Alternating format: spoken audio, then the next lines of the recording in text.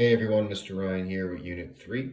Just want to talk about a topic that's going to be the last thing we talk about for Unit 3 macroeconomics, and that's something called non-discretionary fiscal policy. Okay? If you notice on the right, you'll see the business cycle graph we're used to. You have time, GDP. This line here, of course, is your potential GDP. This is where we want to be as a society. This is almost like the same thing as our production possibilities frontier.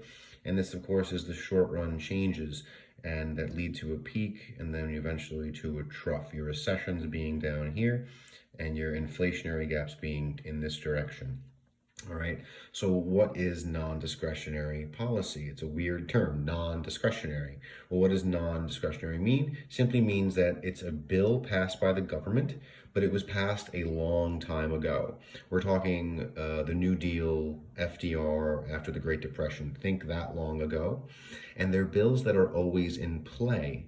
So what are the two bills? Well, the two things we need to know are right here. The first one, which is a non-discretionary fiscal policy, is something called unemployment protection. This is the same thing as you losing your job. You go to the unemployment office. The unemployment office is always there just in case you lose your job. Well, what kind of unemployment are we talking about? We're talking about frictional or structural. That's the type of unemployment we're talking about for non-discretionary policy. All right, the bills were passed a long time ago. Well, what does that mean? Well, if we take a look at where unemployment is on this graph, anywhere down here is your unemployment, right? Over here, we're overemploying, but down here below the potential GDP is unemployment.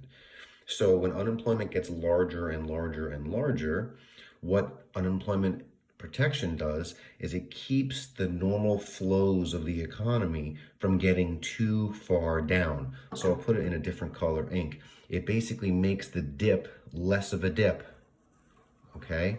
And so it tries to flatten out the trough from going down really far like that. That's what unemployment protection does. How does it do that? Well, if I lose my job, I can't pay my rent. That means my landlord loses income. That means he's going to then spend less money. And then the person that would have gotten that money spends less money and further and further and further. It's like a trickle effect. And so what this does, it prevents that from happening too badly, okay? So it's also called an automatic stabilizer. It happens automatically. Congress doesn't have to do anything because it's already been passed. You probably figured out the second part. Number two, the second non-discretionary fiscal policy is called the tax system that we live under, which is called a progressive tax system. It's very simple.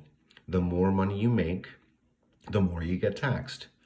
All right, the more money you make, the more you get taxed. That's what a progressive tax system is. Most capitalistic free market economies work under a progressive tax system. So what does that mean? Well, it simply means if you're making too much money, millions and millions of dollars, then you're going to be taxed a higher percentage of your income. Well, take a guess what it does. Instead of the inflationary gap getting too large, it levels off, right? It makes it a smaller distance from the potential GDP. Okay, so these two things, unemployment protection, progressive tax system, they're called automatic stabilizers because they don't get passed by the government. They've already been passed by the government a long time ago. So they automatically are set in play in our economic system, and they primarily deal with frictional and structural unemployment. So the next question then is, what is discretionary policy? Here's the good news. You already learned this.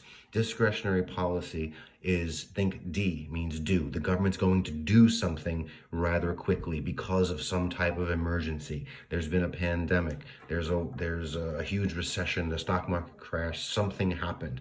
Okay, and so the two things that the government can do to try to manipulate aggregate demand are to either increase or decrease government purchases or increase or decrease taxes. Okay, so these are not automatic. They're done only when there's a fluctuation in what, you guessed it, the business cycle. So they don't deal with frictional and structural. This deals with the cyclical trends or cyclical unemployment, the ups and downs in the economy. Okay, it tries to get consumption up or down, tries to get investment up or down, it tries to increase government purchases up or down, which will then manipulate aggregate demand to the right or to the left to get us into out of a recessionary gap or out of an inflationary gap, okay? It deals with the large peaks and troughs of the economy, not the everyday frictional, structural, natural rate of unemployment ones. Okay, so this is a pretty important concept for Unit 3. You're going to see a couple of questions about it in your upcoming exam. Please let me know if you have any questions in the comments below.